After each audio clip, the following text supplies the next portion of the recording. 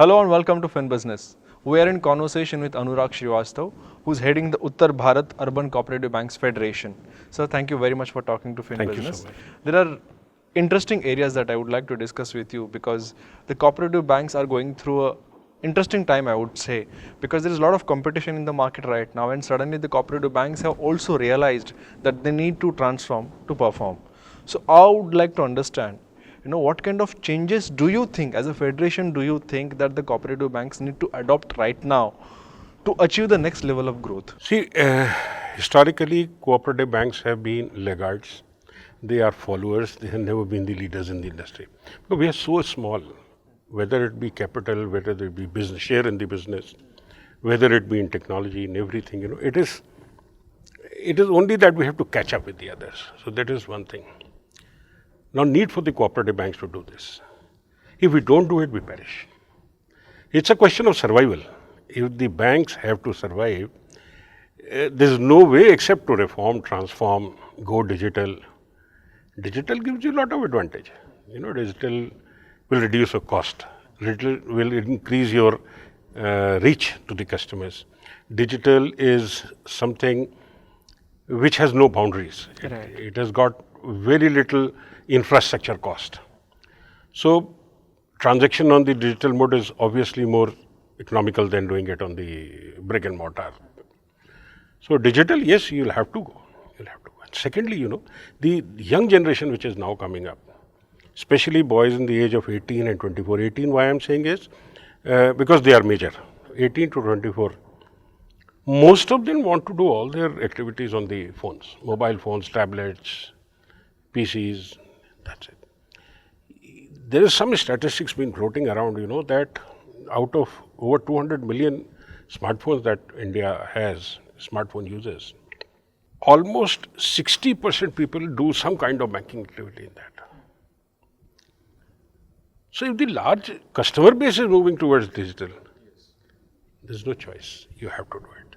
But when you look at cooperative banks, like you say, that the structure was completely different. The structure was more traditional, and suddenly you have to make a change because the whole world has transformed. Digital DNA has become the bottom line for the world. How difficult it is for banks to suddenly transform? And at this level, what are the major challenges when they want to transform? And let me put it this way, difficult, it is hugely difficult, because digital is not coming cheap. It has got a lot of cost. How many banks will be able to afford that kind of cost? But at the same time, it's a do or die situation. The way forward in banking is through a JAM. Let me explain that. JAM is Jan Dhan, A is Aadhaar, Okay. and M is mobile. Okay, interesting. So if you don't have the three together, if you don't have the capabilities to combine the three together, government is moving all its transactions on the digital platform. All subsidies are coming on that is basically the strata that we serve. We don't serve the top end of the clientele, barring a few cooperative banks who are very large and can give a run for money for any of the commercial banks. If you exclude them, the other smaller banks, they have to cope up with the market in whatever manner. And the solution will also come from the market, I'm telling you. Just as you see in the past, when it came to automation was very expensive. Then we got SaaS. I don't see it will take very long for this kind of facility also to come on SaaS. Absolutely. Once it comes on SaaS, it becomes affordable for the banks. Banks will be willingly doing it. They would very, very eagerly try to change. That is what my perception. At federation level, what are the initiatives that federations are taking? What are the initiatives that associations are taking to make awareness in cooperative banks so that they can perform, so that they can transform? So my answer is in your question. Yes. We create awareness, number one. We help banks. We try to provide a common platform, put 3, 4, 5 willing banks together, negotiate for them, give them services at an affordable cost. Because economics of the thing is also to be undertaken by these banks. I cannot afford to buy a product which will be a loss-making proposition for me. Technology, as I said, is expensive, is also to be scaled up. It is continuously to be developed and enhanced and modified. So if a bank takes a license, does it itself, very expensive. Once you have a group doing it, it makes things cheaper for me. There is where the role of the federation comes in. We try to put the vendors and the banks together, find out a common platform where it will be benefit, a win-win situation for both. Until unless there is a win-win situation either for the vendor or for the bank, things will not proceed in the right direction. There were a lot of reports that the government has released, Gandhi Committee report, and there are many reports against which will perhaps not be, not be suitable for the cooperative banks if those reports have been implemented. So, how do you see the future of cooperative banks going ahead? Because at one side there are digital changes, at one side there are rural banks, the new banks coming into the market, and at one side there are new regulations which will be imposed on cooperative banks. It looks like they will be imposed on cooperative banks. And another thing is, there is a consolidation going on in the banking industry. We are all aware that the PSU banks are going to merge and reduce. The idea is to create large entities, which unfortunately is not the case with cooperative banks. Large entity to some extent is very good.